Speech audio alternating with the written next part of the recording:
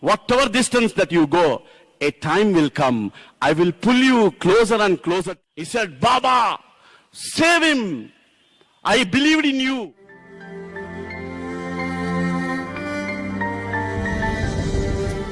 My father was the vice president of Bhajana Mandali those days in Chennai.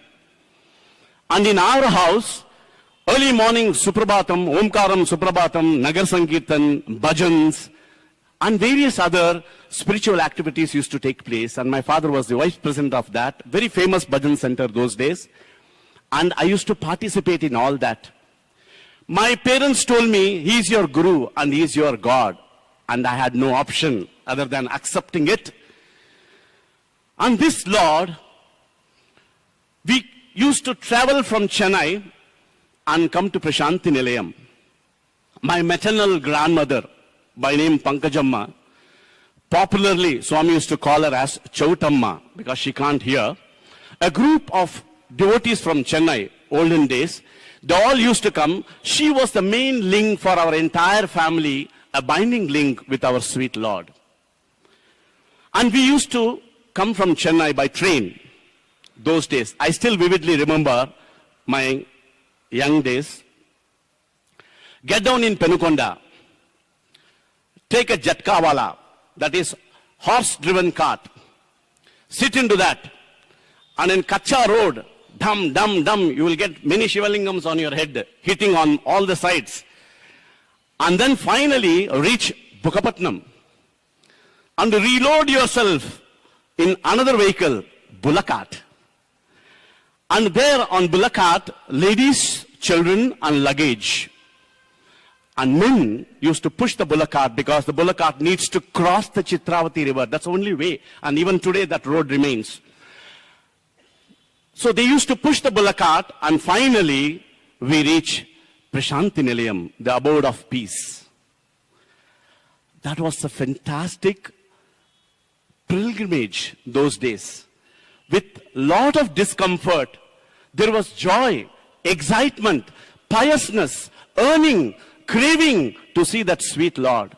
It was a great pilgrimage. But we never used to think about all that. But we reached Prashanti Nilayam. And for your information, those days, whenever people come to Prashanti Nilayam, very difficult to come, so they can't come like today. They come in the morning and get back in the evening, which was not possible those days. So they used to come, stay for at least a week, fortnight. Sometimes some people stay for a month or more. And we used to frequent Prashanti Nilayam from Chennai. And we used to get good number of interviews from Bhagavan Baba.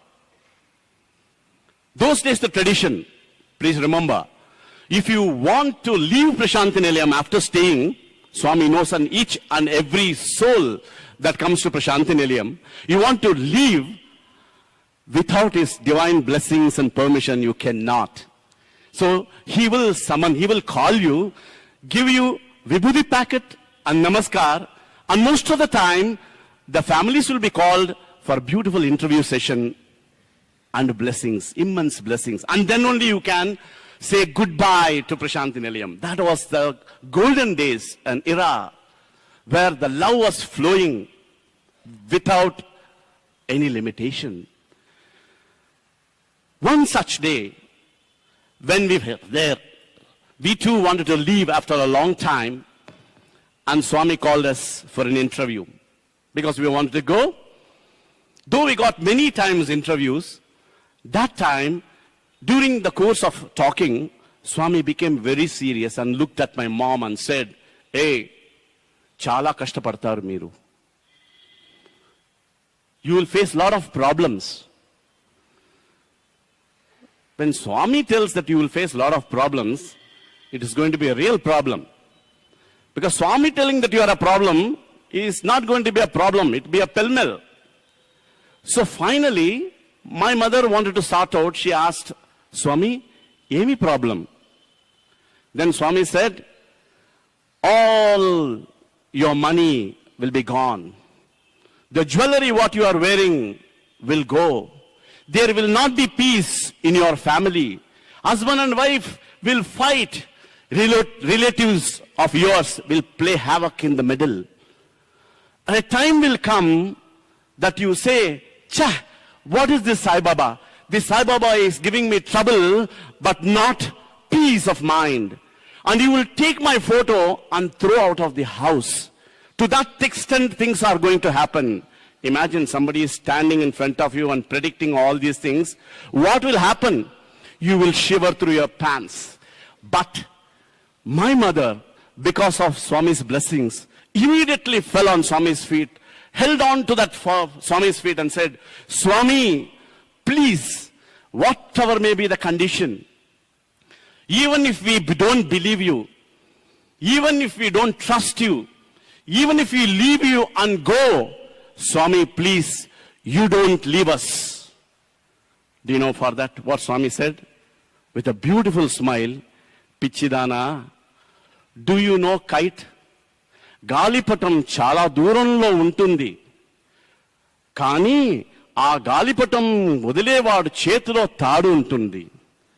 నాకు తెలుసు ఎప్పుడు చేసుకోవాలో.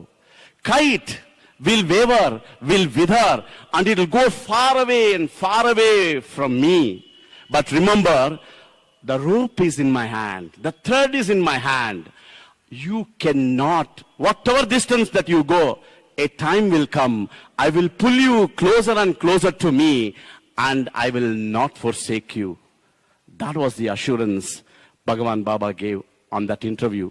With some kind of consolation and a token of love, we left Brishanti Nilayam, reached Chennai. For 6 to 9 months, everything was fine. Nothing happened. We forgot what Swami cautioned us or mentioned to us. That is the Leela of Baba. We just forgot about it. And then, whatever Swami predicted in the interview room started unfolding one by one, but with more intensity, with more trouble. But he told us lightly, but this was like hammering session. It went on. Really a time came that we never believed. I told you, Bhajan Center was in our house. We shifted to some other house. 7, 8 years, Sai Baba was out of our syllabus. He was never there in our mind, in our heart. We never thought of him. But only trouble and all the trouble, more and more trouble, only trouble. Trouble troubled us. In that trouble, we never thought of anything else, but immersed ourselves in trouble. After 8 years, suddenly, I developed some health problem. I used to get chest pain. I felt that maybe some cramp or some muscle catch or pull or something of that kind. The intensity of the pain, quite often when it was repeating, it became more and more. Then, 1 month, it was very, very bad, very intense. And that time, when the pain was more, I was profusely sweating as if I had a bath. All my clothes were drenched. My left hand slowly became weak and numbness. And I could not breathe because any small movement gives me excruciating pain, like 1,000 needles are pricking. And the whole hall where I was sitting went blank and dark. From a young age, I all the time used to listen to Baba's discourse. And Baba all the time was telling, how you live is not important. How you leave the body is very important. How you die is very important. So that flashed in my mind, and I knew, damn it, my time is up. I have to pack up. So immediately, I saw in that hall, day-to-day calendar will be there. Every day you tear, that calendar. What was that God there? Our Kula Devatam. That is Lord Venkateshwara. Picture was there. I knew it is all done. And I saw that picture, and I told my dad, get me the picture, and I'm going. Get me the picture, I'm going. My father panicked. Tension, confusion. Everybody in the house screaming, shouting, whatnot. The only son, because they had one elder son, he was no more. So they didn't want me also to go. So that was their condition. My father ran to the altar. And in 1951, Swami created a photograph for my father. And that was just lying in the altar. He picked that photograph that day, rushed and put it on my chest. He said, Baba, save him. I believed in you. Don't take away my son. And he bashed on my chest.